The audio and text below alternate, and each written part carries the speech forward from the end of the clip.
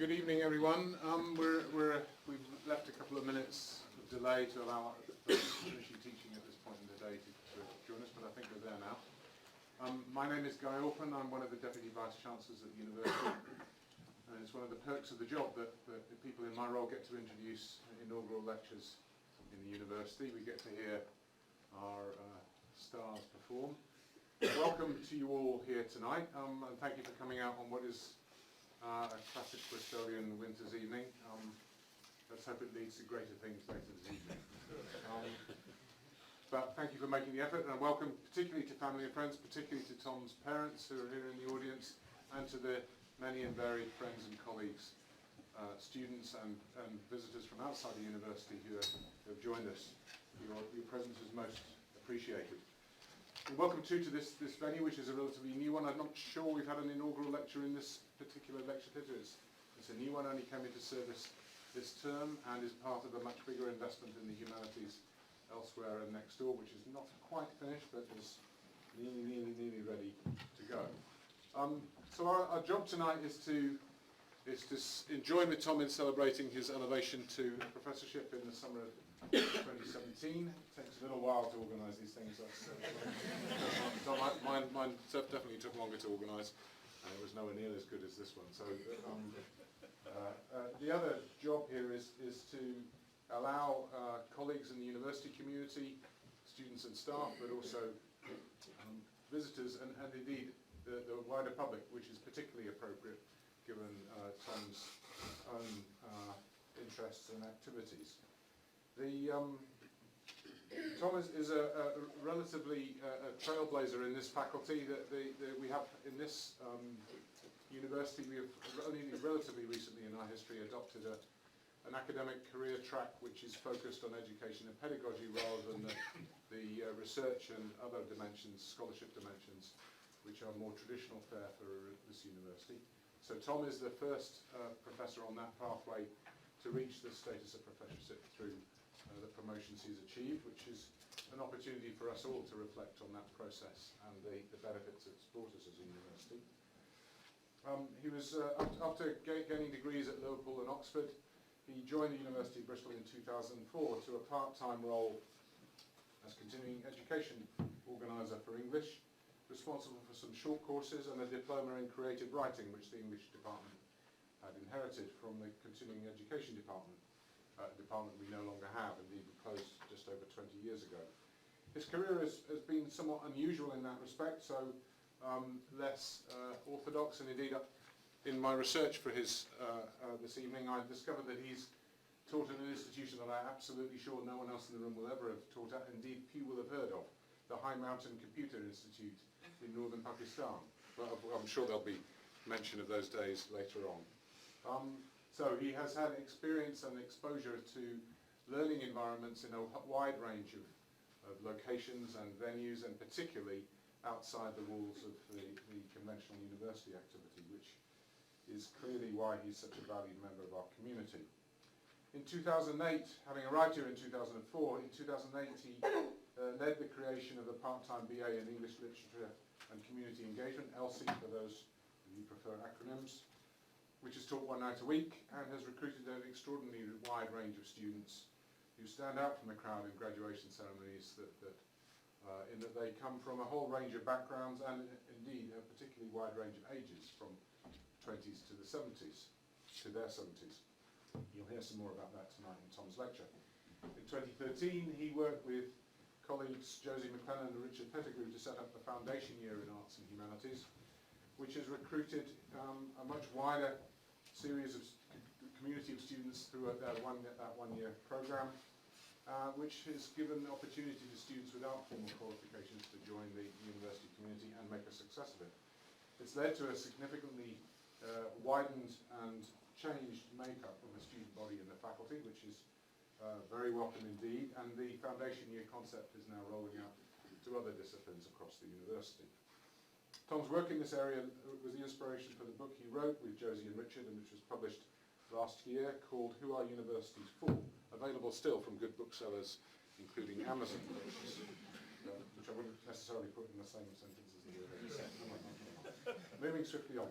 the book imagines an optimistic set of futures for the university system, with where the whole population study at universities at different times of their lives. In 2013, Tom spent a semester away from Bristol, teaching at Al-Quds University in Palestine in the occupied West Bank, and this experience was the basis of his first book, Romeo and Juliet in Palestine. More recently, Tom has been working as academic lead for engagement on the new Temple Quarter Enterprise Campus, which is my day job, and it's been an absolute pleasure and a privilege and an education for me to work alongside Tom and his colleagues in that area. He's leading for us on the question of how the campus and the move into a different area of Bristol in which the university would operate would involve us in engaging communities across the city, and how it requires us to rethink our role as an institution in the process. Working with local communities has been a feature of all of Tom's work, and especially those communities where the university is currently less well known. The title of one of his academic articles is The Invisible University, based on working with lifelong residents of the city who did not know that the university existed. Tonight he will be talking especially about a year he spent in 2015-16 working with Ideal Community Action, a charity in Barton Hill, which is the basis for a new book he's working on called A Gun in My Heart. So without further ado, Tom Sperlinger.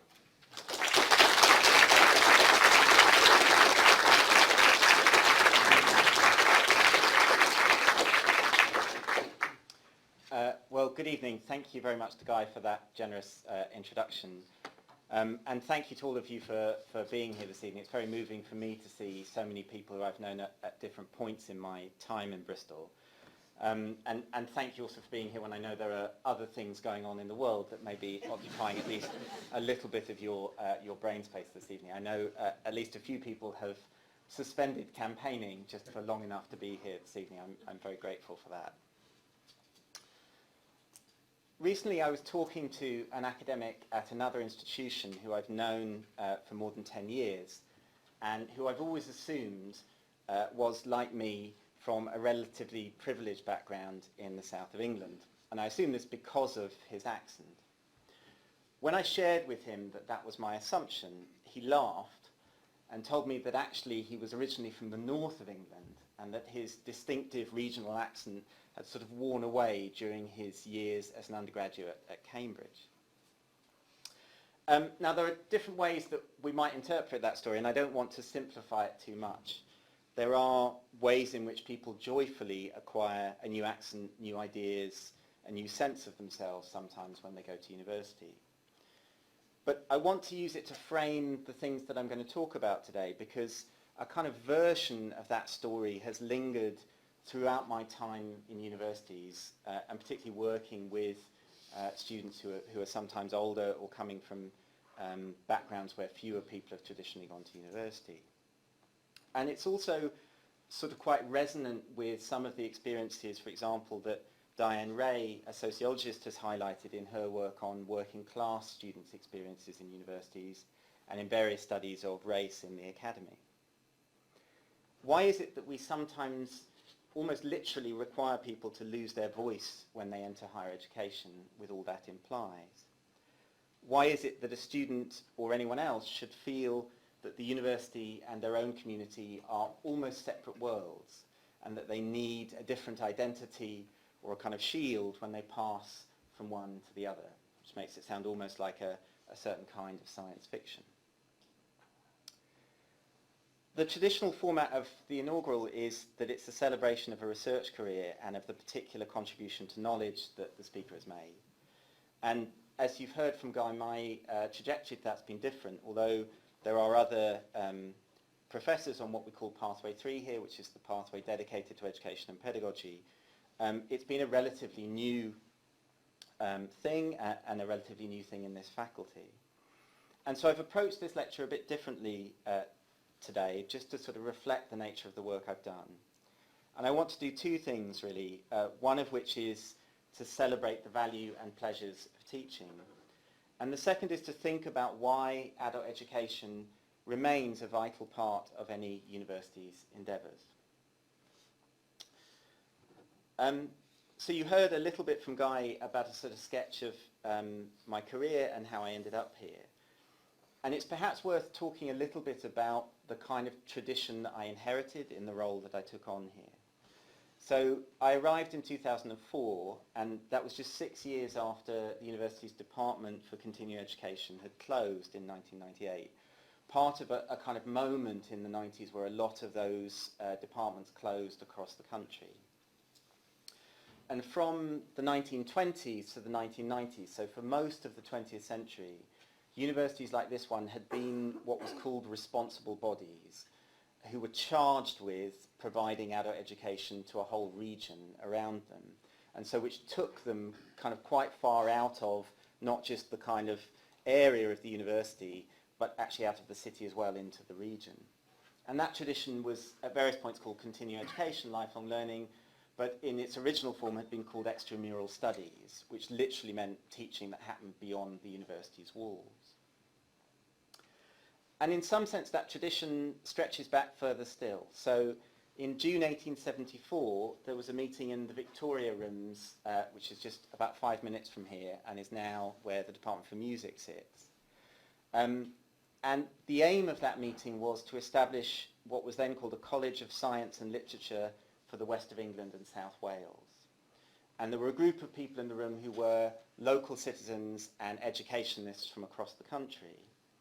And that meeting laid the foundations for the University College, which was formed a couple of years later, and then ultimately that became the university in 1909. And when the University College opened in 1876, it was based on Park Row, just down the street that way, and its first substantial offering was in the form of 238 evening classes. In other words, the university was founded to extend educational opportunities to local people, particularly in that sort of adult education mode. Yet, in a sense, there's a little bit of amnesia, I think, in a way about that as a tradition. And certainly, by the time I was in post, that tradition was in serious decline. And I should say, I think in much more serious decline than I realised when I applied for and accepted my job here. And at the point I arrived, that we were still at the point there was the kind of thick prospectus of all the short courses, hundreds of short courses the university offered every year. But in about 2009, that provision almost entirely ceased. I could give a whole lecture on the sort of depressing final 20 years of that tradition, which I'm not going to do. But what I thought I'd do is just glimpse that sort of final funding change, which meant a lot of those short courses went, because I think it illuminates a couple of things about that tradition. In 2007, the government withdrew funding for anyone studying for a qualification at a lower level than one they already had, which basically meant if you already had an undergraduate degree, you no longer got any funding to come back and do another qualification at that level, whether it was a short course or a diploma. And I think this is a classic example of the kind of law of unintended consequences, because you can sort of hear why this sounded like a good idea to kind of redirect that money towards people doing a degree for the first time. But it had a sort of instantly devastating effect on some of the provision that we offered here. So, for example, when we looked at the statistics for that diploma in creative writing, which Guy mentioned, it had pretty consistently recruited about 50% of its students as people who already had a first degree, and 50% people who didn't, and actually who were often people who wouldn't have come into the university in any other form. So it became a very kind of blunt instrument, this funding change. It killed off provision like that, and in a sense it therefore slightly narrowed the people coming in to do a first qualification. But the other thing it did, I think, was to destroy that sense that the adult education classroom was a kind of democratic space where you would have people from very different backgrounds and with very different levels of qualification meeting in the classroom on quite equal terms.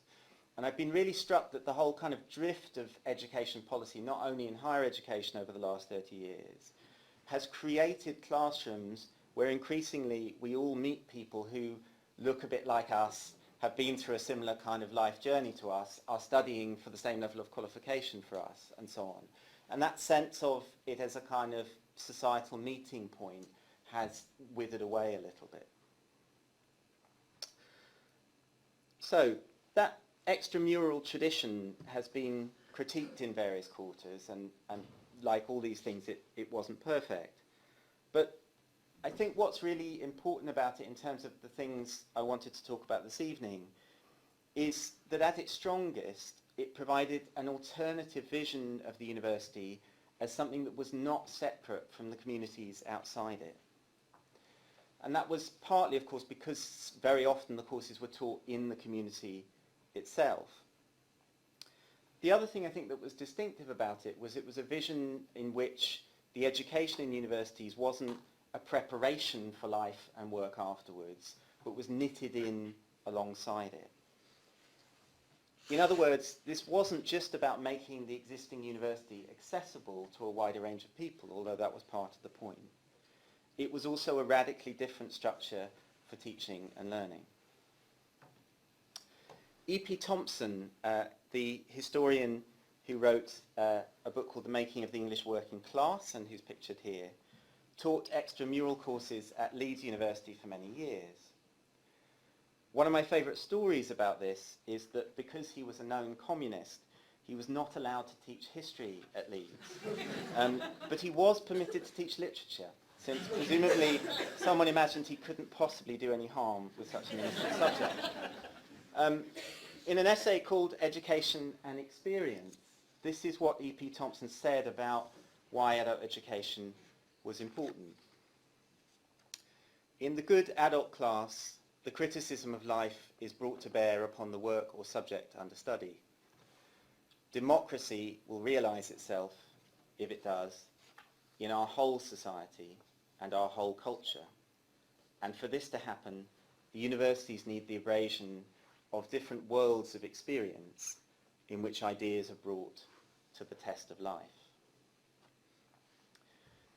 I think you can see here that sort of sense of a whole society and a whole culture gives you that sense of the ideal of the adult education classroom as a kind of meeting point for different parts of society. I think hovering in the background of those two words that he's using, education and experience, there's another word that's been particularly maligned of late, which is the word expertise. And part of what it seems to me Thompson is offering is a very different model of how universities could build expertise. That sense that expertise should be created, questioned, modified, affirmed by being tested against life experience, with experience itself having its kind of own authority in that sense. The other thing that I think is really revealing about Thompson's emphasis here really is his emphasis on the classroom itself. There's a model of universities and perhaps a kind of easy shorthand about them in public discourse in which the laboratory or the library is where we create knowledge and the classroom is the space where we disseminate it or where apprentices kind of cut their teeth in it. And although that's a kind of crude perception, it can reinforce itself also, I think, in the kind of hierarchies there are sometimes about different kinds of staff. And it's one of the things that's been welcome in a sense about having spaces where we acknowledge the importance of teachers at Bristol. But I think also most people who work in universities do have a much more nuanced sense of the relationship between these different aspects of their work. And one of the great pleasures of my career so far has been to work in an English department that's so full of colleagues who are so committed to teaching, so thoughtful about it, and who see it as a vital part of their professional identity. And I think it's no coincidence in that sense that the English department was a space where some of this tradition was able to survive at a very vulnerable moment. Today, following E.P. Thompson, I want to emphasise the classroom as a space where we create knowledge and where we can do so collaboratively together. Bell Hooks, in her book Teaching to Transgress, says, "The classroom remains the most radical space of possibility in the academy." Hooks argues that that sense of possibility is easily stifled and that it is very challenging to find forms of pedagogy that genuinely engage those in the room. It's worth saying that the job title I chose when I was promoted of Literature and Engaged Pedagogy takes that phrase, engaged pedagogy, from the title of a chapter in Bell Hook's book. Hooks notes that as a classroom community, our capacity to generate excitement is deeply affected by our interest in one another, in hearing one another's voices, in recognizing one another's presence. And Hooks is very interested in that sense of the feeling self and the ways in which it gets denied in certain kinds of academic environment. She's always emphasizing the importance of love and pleasure and excitement as things that we should be able to generate in the classroom. Crucially, I think her sense that the classroom should be a space where we can hear each other doesn't imply this sort of straightforward utopia where we will all magically agree. And I think that in fact it suggests the classroom as an important space where we might hear one another, disagree, and live with the consequences. I would add to Hooks's discussion that if we're interested in one another's presence, that requires us also to think about who is present and who is absent, and how that shapes the conversation. Alan Tuckett, an expert on adult education, told me when he visited Bristol in 2017 that in his whole career he thought that had been the defining question, kind of who isn't in the classroom and what can we do about it. And I'd add to what he said that what we can do about it extends both to enabling other people to come into the classroom, but also in ensuring that we can hear them, that they can speak with their own voice when they arrive. So to go back, in a sense, to the questions I started with, why is it that universities sometimes require people to lose their voice when they enter higher education? And can we find forms and modes of education that allow people to be present with their own experience and all it entails, while also accessing an education that might open up whole worlds that would otherwise be closed to them?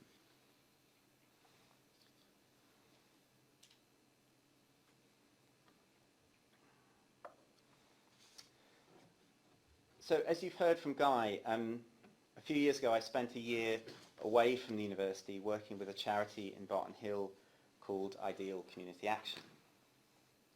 Many of you will know Barton Hill. It's an area to the east of Bristol, sometimes labelled as what's called an area of multiple deprivation, and also an area of huge complexity and expertise. There are, for example, by some estimates, 77 languages spoken there. Ideal was run and set up by two men, Gary and Nick, in 2005. And I'm thrilled that Nick's here this evening and will no doubt heckle me in the next section if I get anything wrong about Ideal. Very sadly, Gary died almost exactly a year ago, but I'm thrilled that his son Jack is here this evening and that he's now himself a student at the university. Ideal ran various projects, but there was one of them that I got particularly involved in and got to know well, which was called the Domino Effect Project. And the domino effect itself was quite complicated and had lots of different layers to it, not all of which I can kind of do justice to now. But at its core, it offered an 8-week training program covering things like communication skills, confidence, motivation, and helping people find opportunities to progress to further study or work. It recruited men and women who were experiencing various kinds of chaos in their lives, whether they were in recovery from issues with addiction, might have spent time in prison, had experienced long-term poverty and maybe homelessness, or had experienced mental health challenges. And as the name Domino Effect implies, the way in which it worked is once people completed the training, they could then go on and train themselves to deliver it so that they could pass on what they'd learned. And many of the trainees, in terms of how they articulated it themselves, to me, thought of themselves as having been living outside society. And this would manifest in various ways around finding some of the kind of life admin that we all find quite challenging, in some ways quite difficult, that they'd often say they'd never had a bank account or a phone or an email address, for example. And so the training was partly an opportunity for them to re-enter society and learn new skills. And Ali, one of the staff at Ideal, told me once that language was one of the biggest barriers that some of the trainees found that they faced. That they would go into any institutional setting, a kind of benefits office or a university, and someone would use a word they didn't know, and they would immediately feel, well, this isn't for me, I don't belong here. And at one point during the year I was there, Ali and I devised a game where we got the trainees to invent words in groups and then share them with each other and try and guess what these invented words meant. Sadly, this aspect of Ideal's work has come to an end now, perhaps symptomatic of the effects of austerity. The domino effect was discontinued last year. In 2011, one of my students, Damien Moran, set up a reading group as part of the domino effect training.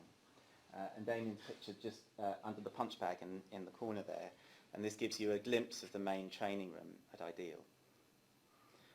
Damien had dropped out of school when he was 12 and returned to education in his 30s on a short course here at the university called Reading English Literature, and then on the part-time degree. Damien told me that some members of the group, even those who were very committed to the training, were very reluctant to get involved in the reading group. Damien recalled one trainee saying, "All I read is The Sun, I'm just not interested." Yet this young man eventually became a passionate reader, swapping books with Damien and others in the group. And I was fascinated by how Damien managed to coax many of the trainees into enjoying what they were reading. It seemed important in the spirit of the programme that he too could relate to them as a peer. And it's worth emphasising, I think, at this point, that the particular way in which this reading group came into being was important.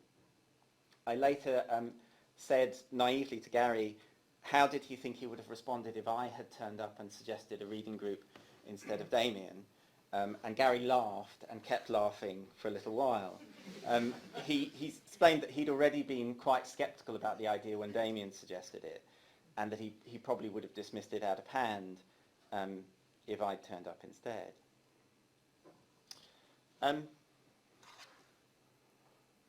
Here's a little bit about what Damien told me about setting up the group. I should say Damien was also hoping to be here, but wasn't able to be.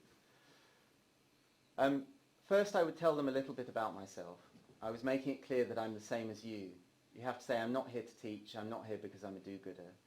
I shared about myself and what reading did for me, then I would tell them the little bit I knew about Bristol University.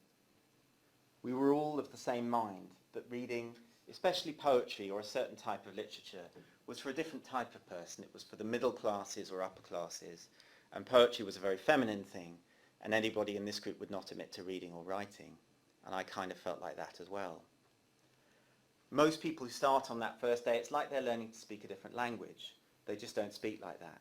There might be a word and they'd say, what does that word mean? Rather than tell them the explanation, I'd say, let's look it up in the dictionary. And I'd explain that when I read, I always have a dictionary by me. Let's pick a word, cathartic, something like that. So what's the definition of cathartic? To express. They'd say, well, why doesn't he say that? Why is he using that fancy word? There'd be this big debate about that word, and they'd say, oh, that's just rubbish. People trying to be clever, they're ostracizing us by using these words. And I'd explain, this is your language, these are your words, have a dictionary. And Damien goes on to explain that sort of experience of how once you've heard a word and sort of got a sense of other people using it, you start to kind of experiment with it yourself. So Damien ran this reading group for a couple of years and then passed it on to other students, and it prompted lots of other connections to the university. There was a regular philosophy group for a while. We ran short courses in creative writing, oral history, on enterprise skills with a kind of Dragon's Den pitch at the end. All of these things developed jointly by Gary and Nick and various people at the university, including students. And at the same time, there started to be dozens of members of the training program coming on to further study at the university on the short course Damien had done and in other ways, and also going on, of course, to further education courses and training of other kinds. But crucially, I think this wasn't just a route into the university. Damien was always adamant that the discussions at Ideal were often more lively and more interesting than some of those we had in the seminar room. And it was that sort of dialogue with Damien that prompted me to spend some time with Ideal. And I deliberately didn't kind of take my own ideas of what we were going to read down to Ideal. Damien had created this kind of pack of material which had been handed on by different students and added to. And I took that on when I started running the group. It had a few things that were familiar, things we'd studied on the degree, like Hard Times by Dickens, but mostly these were kind of Damien's and other students' favourites drawn from their various reading. And I was also told that there were some kind of favourites across different groups, one of which was Seamus Heaney's poem, Digging. And what I'm going to do in the next bit of this talk is just to give you a kind of example of one of the reading group sessions in which we were reading Seamus Heaney's poem, Digging. I should say that this came relatively late in the year that I spent with Ideal, and there were lots of kind of missteps and misunderstandings before this. Partly, I think, because I couldn't relate to this group as an equal in the way that Damien did. I would click, unfortunately, in some ways, into kind of teacher mode, I think, sometimes. So it took us a while to find a kind of rhythm together that worked. And I should say this is based on a recording I took of this session, and that we did ask permission from the trainees to make the recording, but some of the kind of names and details have been changed as it's gone along. I had to learn how to talk again, Mickey said. Mickey had recently turned 40. He had sandy blonde hair and freckles, which made him look boyish. I began by asking if anyone in the group had ever lost their voice. And a young man called Danny described what had happened to him when he had, and had tried to make a phone call, only to find the other person hanging up because they could only hear whistles and air and assumed he was a heavy breather. I asked if anyone had ever found their voice. I got took out of school for a little while, Mickey said. I was put into another school with a proper speech therapist to learn how to talk, because I couldn't do it. And then, before you know it, they couldn't shut me up. Mickey's words were strung together in phrases, with almost no pauses in between each one. I had an appalling sort of stutter or stammer. I couldn't say anything.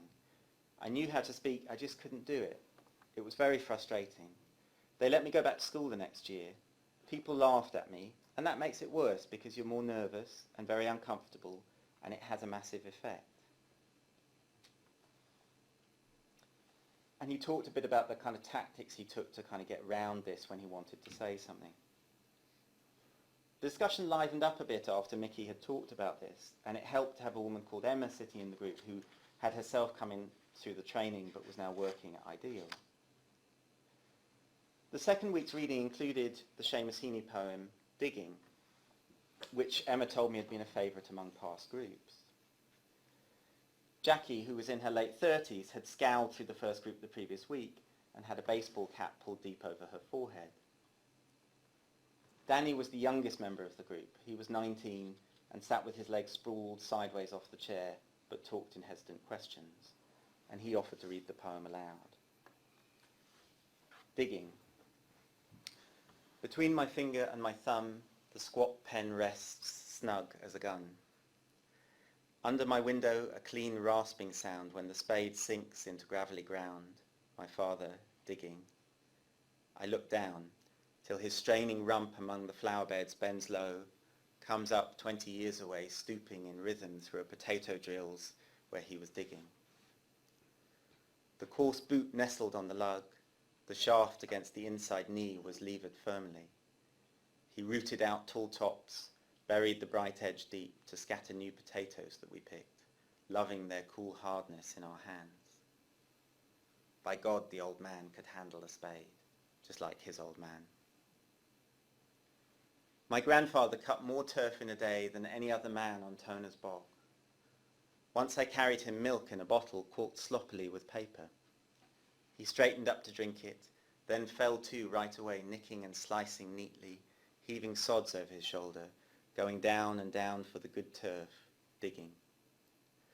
The cold smell of potato mould, the squelch and slap of soggy peat, the curt cuts of an edge through living roots awaken in my head. but I've no spade to follow men like them. Between my finger and my thumb, the squat pen rests. I'll dig with it.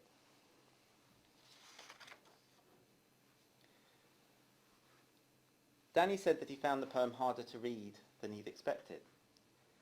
There's parts of it that rhyme, but there's parts of it where there's half a sentence on a line, so you don't know where to stop and start, he said. Our conversation likewise began in splutters. Mickey had been silent so far, and now he said flatly, I don't like it. I asked what he didn't like. Quite a lot of things, actually. But I know some of those things is just me, so I'll just say what there is to dislike about it generally. So, poems don't always rhyme, is that right? I don't like that, but I get that, and I can live with that. But this one starts like it's gonna rhyme, with thumb and gun, and then it's just gone all over the shop.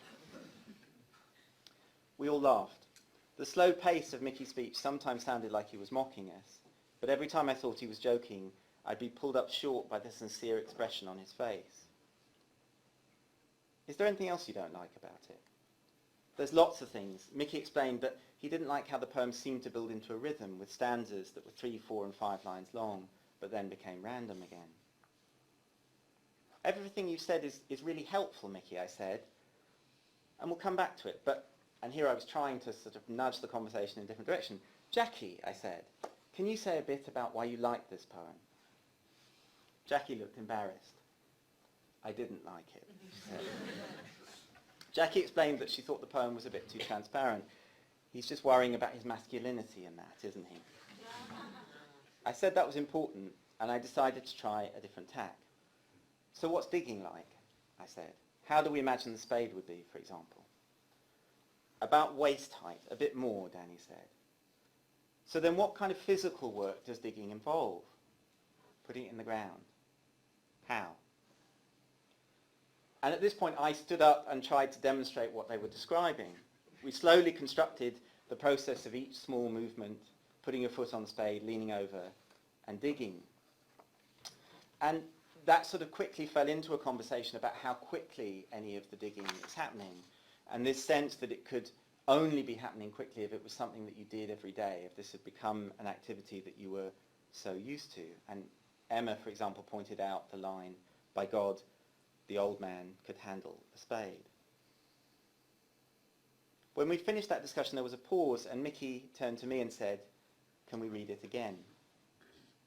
So after sort of going around the room to see if anyone would volunteer, Emma volunteered and read the poem again.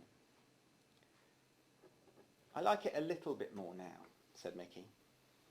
Why? I asked. Don't get me wrong, I don't like it, but I dislike it less. I just don't believe he's writing how it actually happened.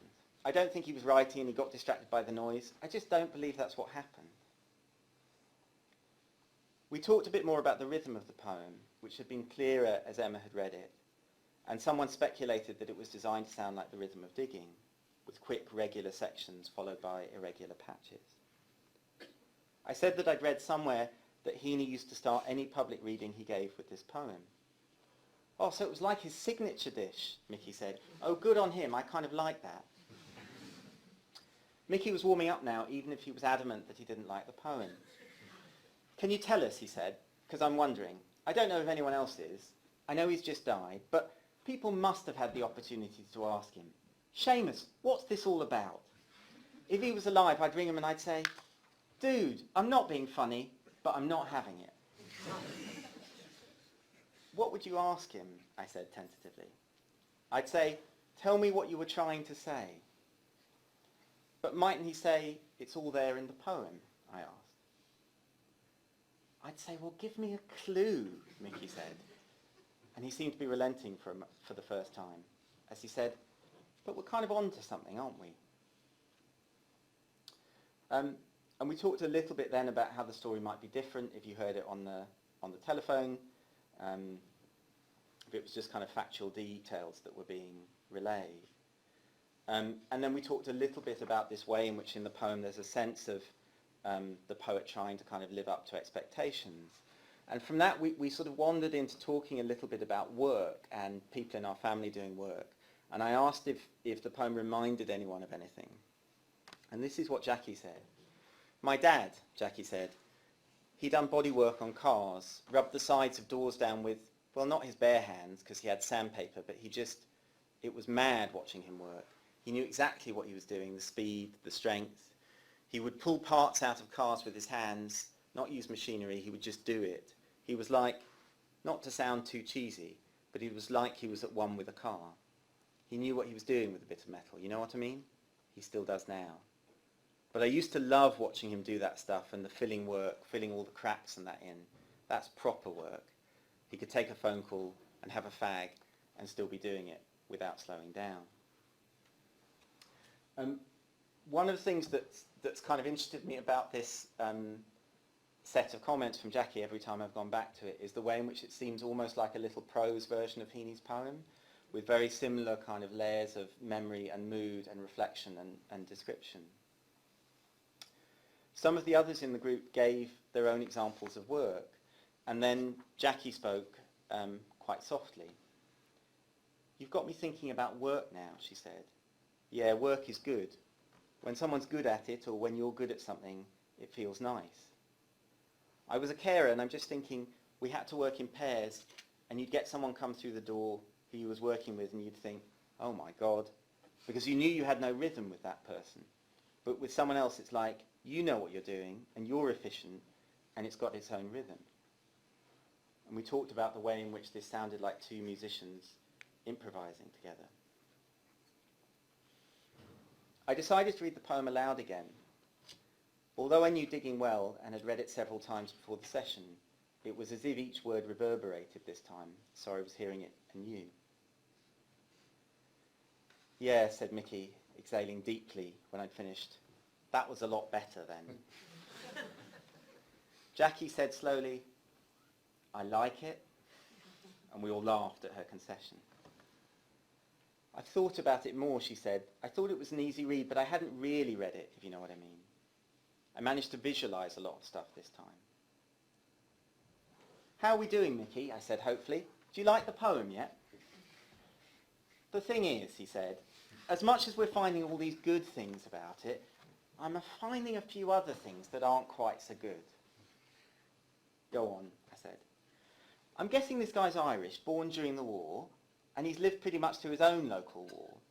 And I'm wondering if what he's getting at with his pen is that maybe he's in a position to try and do something for his country. The pen is mightier than the sword and all that, which is why he's saying he's got no spade. Maybe because he doesn't want to fight, he wants to do something else. Yeah, Jackie said softly. I realise now how little attention I paid to that word gun at the start of the poem. I filled in a little of the detail I knew about Heaney and talked about how important the Troubles in Northern Ireland had been, at least as a background to his writing. Everyone started to notice other details in the poem now, with Emma pointing out the military word drill in the reference to the potato drills. Danny suggested the whole poem could be an allegory for war, and it was not about farming at all. And at this point, Mickey asked me why I hadn't simply told them the kind of story of Heaney's life before we started. And I replied by asking him why there was a kind of rule at Ideal that the trainees had to leave their story at the door. It's worth saying that this at least seemed to me to be a kind of key rule of thumb in the training at Ideal. Once when I went with Gary to visit a hostel for men in recovery where he was hoping to recruit new trainees, he said to me on the way over, if you're not careful, they'll want to tell you their whole story. And Nick would describe interviewing a new trainee and them telling you the kind of most awful things that had happened to them, but their eyes being dead as though they couldn't kind of connect to what had happened. So, as I took it, Gary and Nick hoped the training would allow people to gain new skills and new stories. Danny in the room explained that this rule was so that the trainees' minds were open to other perspectives. Emma was nodding and twisting her hair into a ponytail as she spoke. It's getting rid of baggage, isn't it, that stuck to us and can hold us back from moving on. I asked whether leaving their stories outside helped to make the training room a more creative space, and that seemed to make sense to Mickey, who said, so yesterday I come in and I was all upset. I had to take a few minutes And Gary said, just take a few minutes and leave it at the door. I was all right pretty quickly. I got in the flow of things pretty quickly. Part of what I was wondering, as I explained to the group, was whether this was similar for a writer. When a writer sits down, how much do they bring their story with them? Or how much do they sometimes start with a blank page and dig and see what's there? And when I'd said this, Jackie started to talk about the way in which in rap music, the subject was often people and experiences, but it was hardly ever autobiographical. Can we read it one more time? Mickey asked. I asked him to read the poem aloud this time, and he agreed reluctantly. And when he'd finished, at this point there was kind of no point pretending. We all just sort of turned to Mickey to wait to see what his verdict would be this time. Yeah, and see, he said, I knew that was going to have that effect on me because you miss things. The top bit and the bottom bit is kind of the same. And I'm thinking, this guy knows what it is to carry a weapon because he talks about it being as snug as a gun. And that's how you know your weapon. You're snug with your gun, right? So it's the same. Between my finger and thumb, the squat pen rests. But instead of this snug as a gun, he's saying, I'll dig with it. He's choosing the pen. I held my breath slightly at Mickey's quiet certainty about what it is like to carry a weapon. It was one of those moments when I thought I got a glimpse of one of the trainees' lives, as if I'd seen it over their shoulder, but I couldn't be sure if I was mishearing him. You make the pen sound like a weapon, I said. Absolutely, yeah. It's pretty good, isn't it? He said. It's an amazing poem, Emma said. I read this when I was in the reading group, and I've looked at it for about 3 years now. Every time, someone will always bring something new to it. I always think, there can't be a new interpretation. I've heard them all now. And every time, someone will pick out something that no one else has noticed. And I said at this point that I saw the poem very differently after our discussion about the word gun.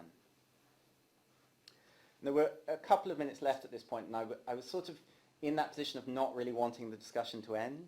So I started to talk about the reading that we might do the following week. And that was when Mickey interrupted me and said finally, I like that poem. That's a great poem.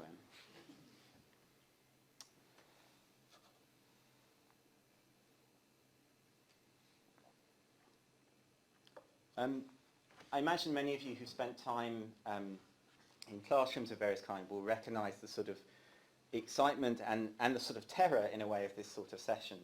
That movement from the beginning where there's a kind of deep scepticism in the room to some sense of shared understanding emerging. But I've really seen it happen so neatly. And when I was transcribing the recording of this session at Ideal, literally the last thing on the recording before it kind of stops is Mickey saying, yeah, I like that poem. That's a great poem. And I laughed out loud as I was recording it at the sort of neatness of it. I hope that example captures some of why I think the classroom is a space where we create knowledge together communally.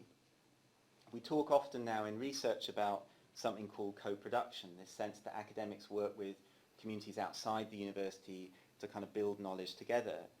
And whenever I've been involved in those discussions, it's always struck me that that really is a description of what's always happened in the adult education classroom. I also think Emma's point, which I put on the slide here, is a really powerful one. There is that sense that one of the pleasures of teaching and of reading is that it's so ongoing, that we never seem to exhaust the possible readings in the room, even with a familiar poem, or that perhaps we never do if there are varied enough perspectives in the room. I'm cautious in speaking about this session that there's a risk of over-theorising the work that we were doing. It is easy in work of this kind, I think, sometimes to be so thrilled when it goes well that one wants to construct a general theory about it for it to kind of explain everything. And so it's tempting to give you a kind of theory of why this explains reading or recovery or charities or something of that kind. And I think the risk in that sort of generalisation is that it actually works against what is powerful in the situation. Because I think part of the power of this sort of encounter in the room is its particularity. There is a need to respect what Raymond Williams called the particular structure of feeling in a given situation or moment in history. the different ways of thinking, as Raymond Williams saw it, that are struggling to emerge at a particular moment. And this was something I also thought about when I was writing about the time that I spent at Al-Quds University. I was continually surprised and delighted in the semester I spent in the West Bank by the fact that Shakespeare's plays seemed to kind of work in that context in ways that I wasn't expecting. But I also thought there was a kind of risk that in writing about that I might be taken to be saying Shakespeare has universal appeal. He works in exactly the same way wherever you take his texts. Yet, as sociologist of epistemologies of the South, Boaventura de Sousa Santos has argued, universalism, as we might call it, more often than not serves as a Western particularity whose, quote, supremacy as an idea does not reside in itself, but rather in the supremacy of the interests that support it. In other words, there's a risk that we sometimes take these particular Western ideas and impose them as if they were universal on other cultures. As an aside, I was delighted recently when my book about my time in Palestine was reviewed in the recent mock ref, which, for those not familiar with acronyms, is an exercise to determine the quality of research in universities. And I was told that, quotes, the book falls just short of the top rating as it does not draw out wider theories or principles from the experiences it describes. Oh, good, I thought. That was very much the point, although I'm not sure I could have articulated it that way at the time. The challenges are different when engaging with local communities, but I think there is still a need to respect that different individuals and communities have their own worldviews, expertise, points of view, and experience. And I want to, just in the last sort of bit of this lecture, to think a bit about the kind of structures that allow those different points of view or voices to be heard, or that can sometimes silence them. This is something that the Brazilian educator Paulo Freire says in Pedagogy of the Oppressed. The truth is that the oppressed are not marginals, are not people living outside society. They have always been inside the structure which made them beings for others. The solution is not to integrate them into the structure of oppression, but to transform that structure so that they can become beings for themselves. In other words, that the oppressed, as Freire calls them, are created as such by a particular system that places them outside society. And part of my admiration for the work that Gary, Nick and Damien did at Ideal was that it was such a creative attempt to work very specifically with those outside society or whose society had constructed as being outside it, but to help them become beings for themselves. And Freire's ideas have also been important for me in understanding the kind of world of widening participation, as it's often called in universities. Because it's always seemed to me that that work sometimes goes awry when we treat widening participation students as others who need to be integrated into an existing system. It's that approach that means some people lose their voice, among other things, as they try to integrate.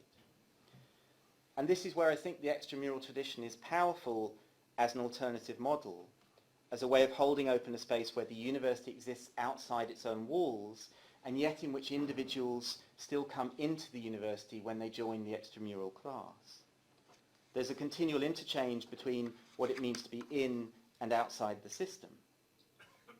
The student does not, therefore, have to choose between being in one world or another thing, or another. And I think something similar seems to happen, at least for some students on the part-time degree.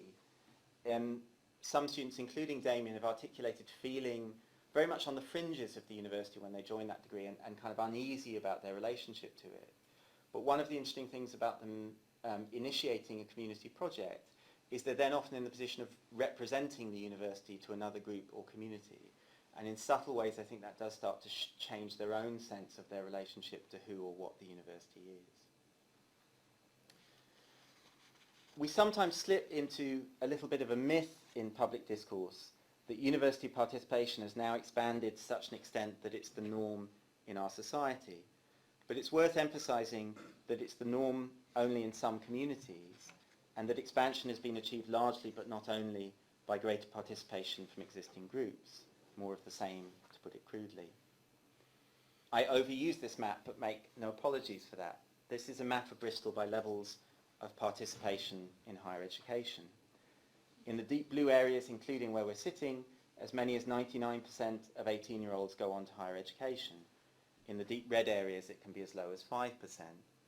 And Barton Hill is sort of just above the centre of this map in one of the reddish areas. Bristol's not unique in having this sort of divide, but this is a particularly acute example of it. And it highlights how incomplete the work is which that meeting in 1874 set out to do of extending higher education to local people. This is still a model where some communities, roughly half of the population, are inside the system and the others are outside. And I don't think we can solve that by just integrating more and more individuals into the existing structure, as it were, by trying to export people from the red to the blue areas. But there is actually a challenge for us as a university sector to think about kind of structurally what's wrong that this is a symptom of, and how we can be better at meeting people where they are.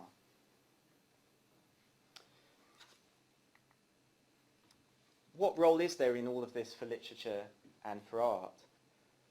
I think of that almost as a question Gary might have been asking me actually at that point of why we were doing a reading group at Ideal.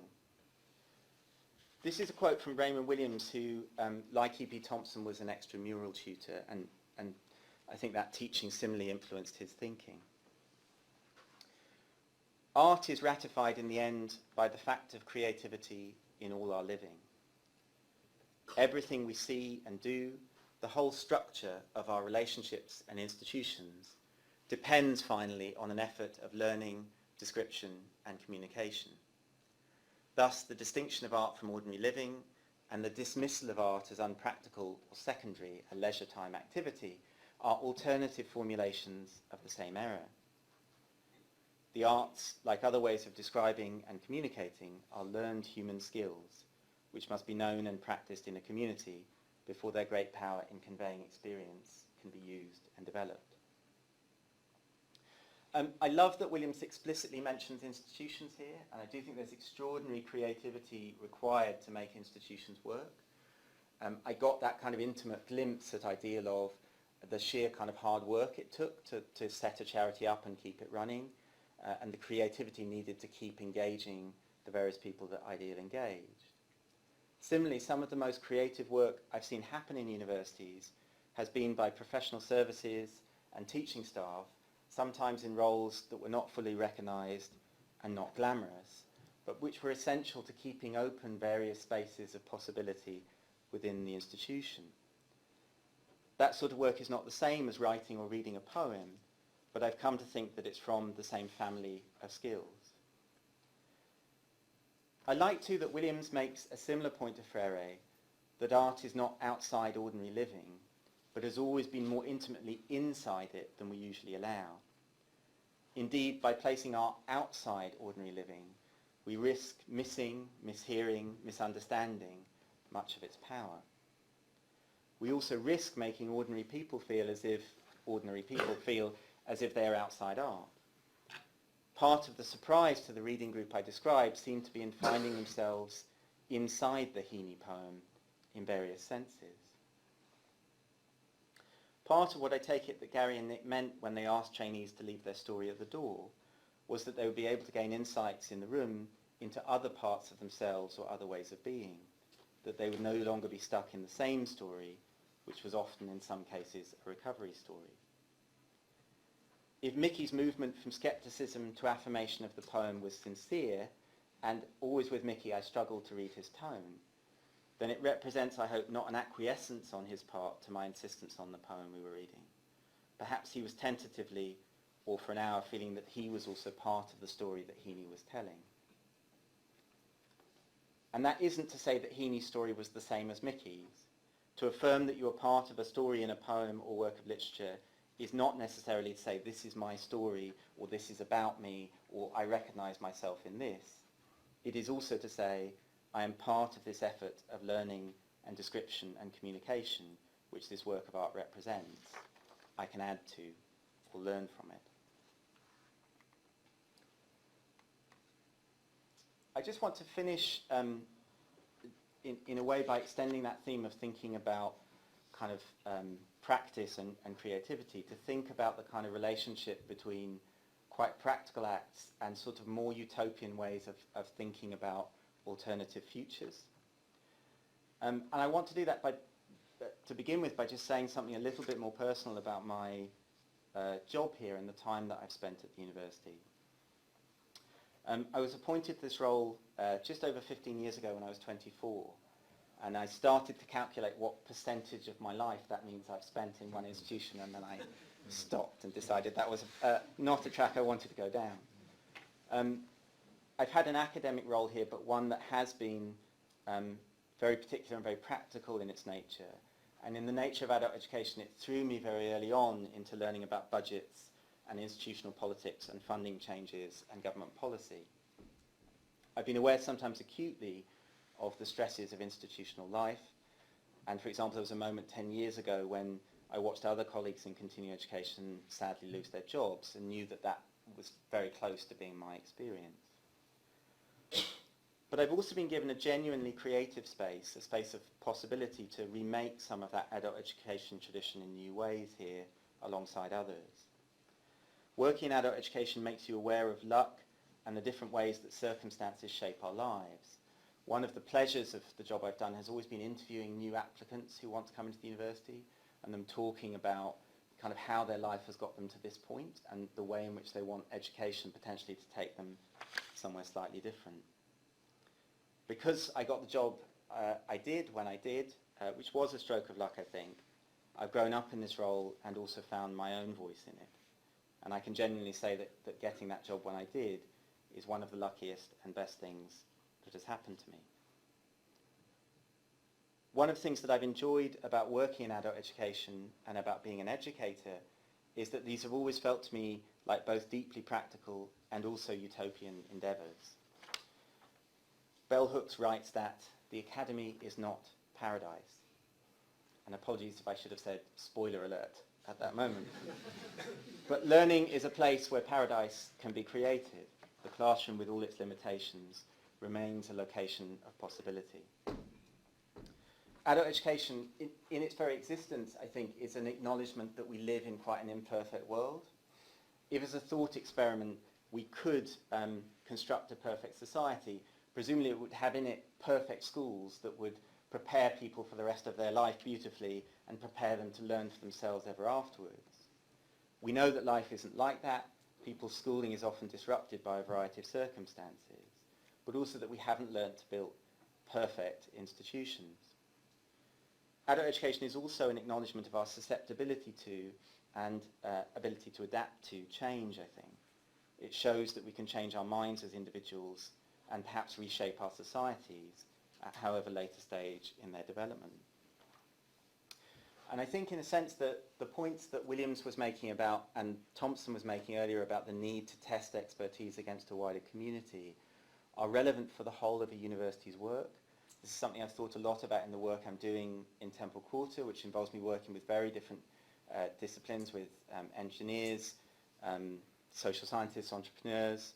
I should say it's an ongoing challenge learning to spell the word entrepreneur, I've discovered. But I think in all of those disciplines, and in others like law and medicine and history, there is a sense that the expertise we have and that we want to create can only be understood but also developed in a wider community. After all, many of the biggest challenges we face as a society in the coming decades, growing inequalities, mass migration, and of course most centrally climate change, will at least in part be crises of participation. It matters who gets to determine both the questions we ask about these challenges and the answers we contrive together or separately. It is a test of our democracy, as E.P. Thompson saw, whether we can create expertise in our whole society and culture, whether we can create a shared understanding of the challenges we face. In her essay Towards a Woman-Centred University, which imagines the university remade around the shape of women's lives and which emphasises part-time study, the poet and critic Adrienne Rich speculates that real social change is more likely to come from outside universities. Yet she concedes the Orthodox University is still a vital spot, if only because it is a place where people can find each other and begin to hear each other. I gave this lecture 3 subtitles: literature, communities, and universities. And as I was writing it, I started to think that these 3 categories share something between them. They are all instances in which individual lives meet and are, in E.P. Thompson's terms, tested against the structures that contain and shape them. All 3, literature, community, and university, are vital spaces of possibility, and they are ones that we urgently need to keep open if, against all odds, we are to begin the work of hearing one another. Thank you.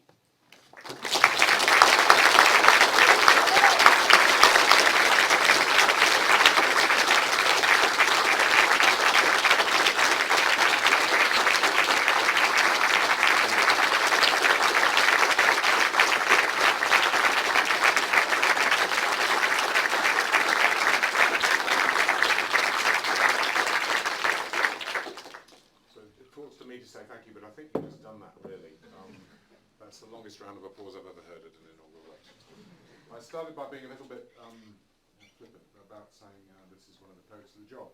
What I meant to say was it is a privilege to introduce lectures like this on behalf of the university and to welcome the audience that gathers to hear them.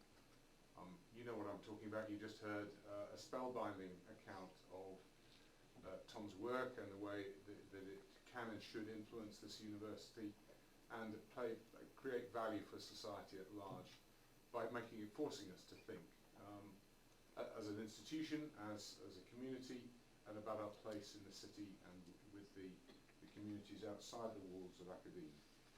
And it does exactly what we want from an inaugural, and indeed, for me, particularly striking that it is like this in this faculty. Other faculties have different cultural traditions when it comes to inaugural lectures, but in this faculty, this is a venue for these are occasions for sharing ideas, for instituting intellectual debate, for making us all think harder about what we do and reflect on what our role is in society. So I'd like to thank Tom again on behalf of the university, and if you allow me on behalf of the audience here tonight and those that he influences, for the challenge and inspiration he gives us as individuals and collectively, for the affection, perhaps even love and respect that he showed in the stories he told of his experiences, and for showing us what a marvellous educator is. Thank you very much, Tom.